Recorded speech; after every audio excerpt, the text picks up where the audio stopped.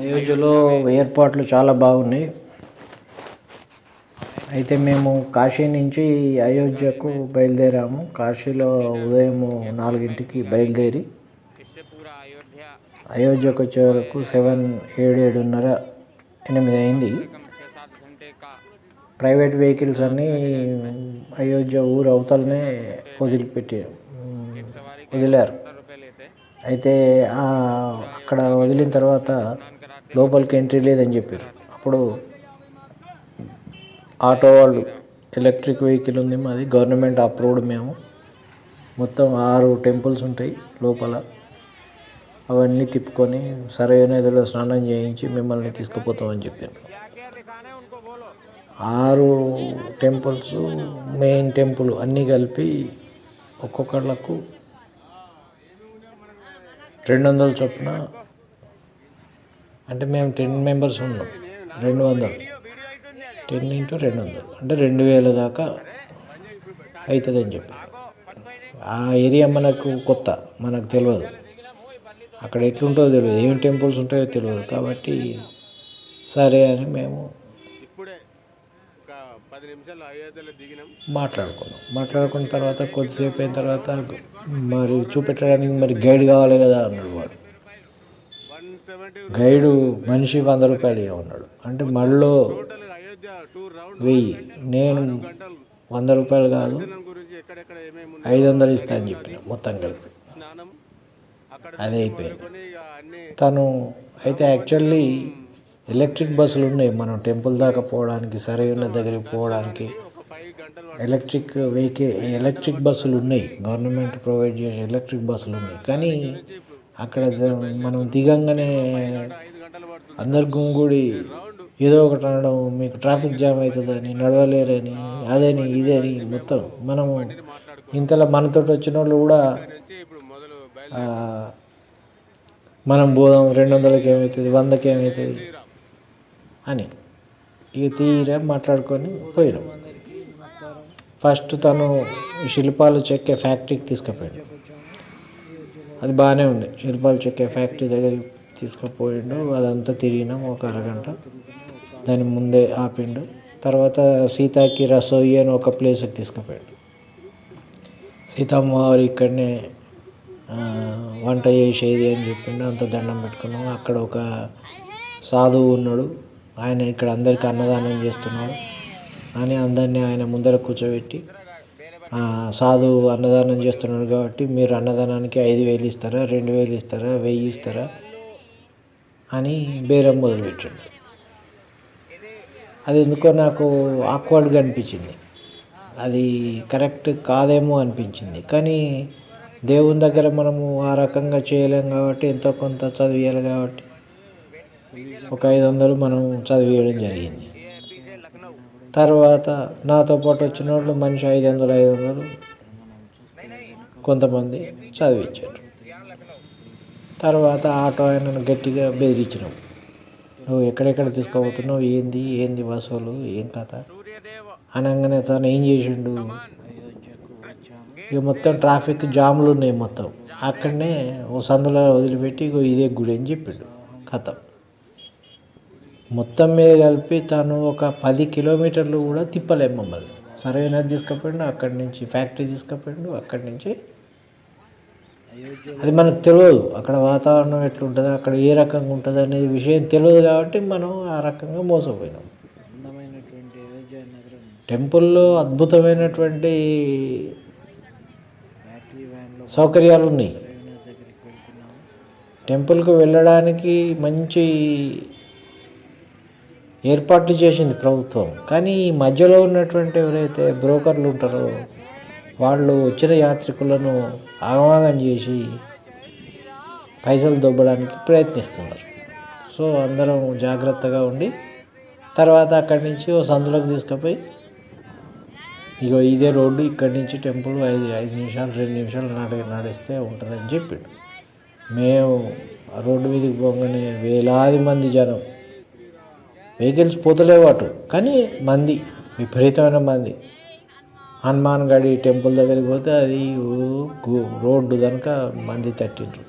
సరే రిటర్న్లో వచ్చి మనం చూసుకుందామని అనుకొని రిటర్న్ మెయిన్ మందిర్కి పోయినాం. మెయిన్ మందిర్కి పోయినాక అక్కడ కూడా లాకర్ ఫెసిలిటీ చాలా బాగుంది. అయోధ్యలో చెప్పులు పెట్టడానికి కూడా మంచి ఫెసిలిటీ ఉన్నది. లాకర్లలో కూడా అన్ని వస్తువులు, ఫోన్లు, బ్యాగులు అన్నీ పెట్టేసినాం. అద్భుతమైనటువంటి టెంపుల్ నిర్మాణం జరుగుతున్నది. ఓ దిక్కు అన్నదానం అవుతున్నది. పూరీలు, తర్వాత కుర్మా ఇవన్నీ దానం చేస్తున్నారు రకరకాల ప్లేసెస్లో అయోధ్య అంతా. సో మీరు ఎవరైనా అయోధ్యకు పోతే మాత్రం ఇలాగా ఆటోలు మాట్లాడుకొని ఇట్లా పోకండి. డైరెక్ట్ ఎలక్ట్రిక్ బస్సులు ఉన్నాయి, గవర్నమెంట్ బస్సులు. ఆ గవర్నమెంట్ బస్సు ఎక్కితే డైరెక్ట్గా టెంపుల్కు దగ్గరి ప్లేస్ దాకా అది తీసుకుపోతుంది. సో అందరికీ ఒకటే, అయోధ్యలో ఈ రకంగా దర్శనం చేసుకుంటే రాముల వారి దర్శనం అద్భుతంగా అవుతుంది. మంచి అనుభూతులు ఉంటాయి. తర్వాత మనము రాముల వారి విగ్రహాన్ని ఒక 200 మీటర్ల దూరం నుంచి మనం చూడొచ్చు. మనం గుడిలోకి ఎంటర్ కాగానే రాముల వారి విగ్రహం కనపడుతుంది. మేము పోయినప్పుడు రష్ మామూలుగా ఉన్నారు, మరీ ఎక్కువ లేరు, మరీ తక్కువ లేరు. సో మంచిగా రాములవారి దర్శనం అయిపోయింది. రాములవారి దర్శనం అయిపోయిన తర్వాత మళ్ళీ కిందికి వచ్చిన తర్వాత అక్కడ సెక్యూరిటీ గార్డ్స్ వీళ్ళు ఫోటోలు తీస్తున్నారు. మరి ప్రభుత్వం ఎన్ని చేసినా కూడా ఈ మధ్యలో ఉన్నటువంటి బేకర్గాళ్ళు చేయబట్టి ఆ ప్రాంతం యొక్క పవిత్రత దెబ్బతింటుంది. సో ఫోటోలు తీసుడు, పైసలు అడుగుడు, ఫోటోలు తీసుడు, పైసలు అడుగుడు. మరి ఫోన్లో అలో చేయొద్దు అన్నప్పుడు అందరికీ చేయొద్దు, కొందరికి కాదు, అందరికీ ఫోన్లో అలో చేయొద్దు.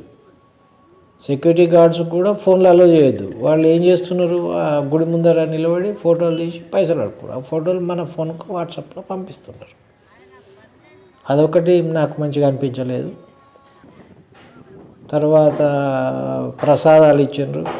ఆ ప్రసాదాల దగ్గర కూడా మెయింటెనెన్స్ కరెక్ట్గా లేదు. తర్వాత వాటర్ ఫెసిలిటీ అంత లేదు. ఎవరికైనా దాహం అయితే మాత్రం ఫెసిలిటీ కరెక్ట్ లేదు. రాములవారి దర్శనం చాలా బాగైంది. రాములవారి దర్శనంతో మనకు ఆత్మసంతృప్తి చెందింది. టాయిలెట్ కనిపోతే మొత్తం మెయింటెనెన్స్ లేదు, ఉప్పొంగుతున్నాయి. ఆ వాటర్ అంతా టాయిలెట్ నుంచి బయటకు వచ్చి పోరాకుండా అక్కడ. తర్వాత ఉమ్మేసుడు అయితే ఘోరం ఉన్నది.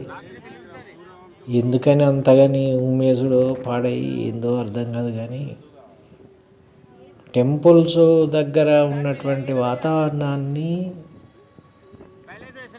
సగం చెడగొట్టేది ఆ చుట్టుపక్కల ఉన్నటువంటి ప్రజలే.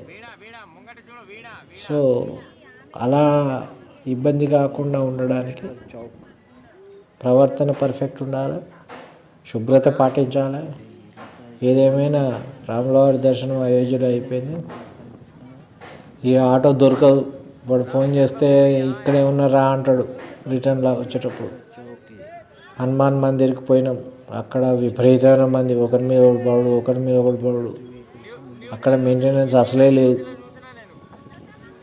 ఇక స్వీట్లు కొందామంటే 600, 800, 700. ఒక నిర్ణీతమైనటువంటి సిస్టమ్ లేదు. ఆటో మనకి ఇక్కడనే ఆటో ఎంత అంటే 600 అంటాడు, లేకుంటే 500 అంటాడు, లేకుంటే 400 అంటాడు. 600 అంటే మనం 300 అంటాం, కానీ అది 50-100 ఉంటుంది. అది అట్లా నేర్చిండ్రు వాళ్ళు. అది ప్రాబ్లం. ఇక ఆటో వాడు పట్టుకపోయి మళ్ళీ మా వ్యాన్ దగ్గర దించిండు. వాడు మొత్తం కలిపి 10-15 కిలోమీటర్లు తిప్పిండు మమ్మల్ని, అంతే మోసం చేసిండు. సో వాడు అలా మోసం చేసినందుకు వానికి ఏం లాభం వస్తుందో ఏందో తెలియదు. ఆ గైడ్ గారు కూడా వాడు చెప్పింది లేదు, ఏం లేదు. అయినా వాడు చెప్పేది మనకు అసలే అర్థం కాదు. వాడు ఏం చెప్తాడో వానికేం తెలియదు. ఇంగ్లీష్ రాదు చక్కగా. ఆ హిందీ కూడా నార్త్ గోరఖ్పూర్ హిందీ మోడల్లో ఉంటుంది వాళ్ళ హిందీ. మనకు అసలే అర్థం కాదు. హిందీ మనం మంచిగానే అర్థం చేసుకుంటాం, కానీ అక్కడ మాట్లాడేటువంటి హిందీ అసలే అర్థం కాదు. జై శ్రీరామ్.